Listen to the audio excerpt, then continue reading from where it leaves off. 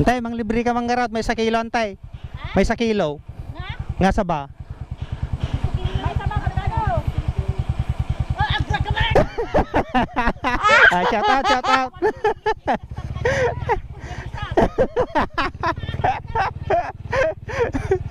So ito naman mga ka-take care, ano ba ang dapat mong gawin? Sad morning.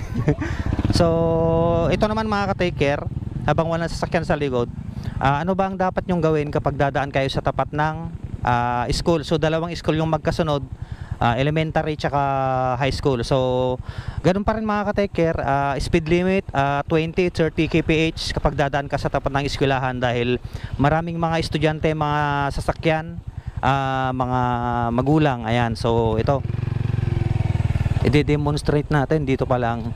Mag-slow down ka na. Ayan, slow down ka na dito, especially kapag uwian na ng mga estudyante, mga ka-take care. Kailangan naka-kan ka, slow down ka. Ayan, so ito tapat ng school, dapat naka-slow down, naka-speed limit ka ng 20-30. Kung masyado namang maraming estudyante, gawin mong 20. Kung talagang maraming estudyante, bagalan mo na lang. Huwag mong bibilisan, dahil alam naman po natin kapag mahirap ka, mahirap gumasto, magmumulta ka, pwede kang makulong. Tapos kapag kulang pa yung mga papel mo, wala kang lisensya, marami kang babayaran.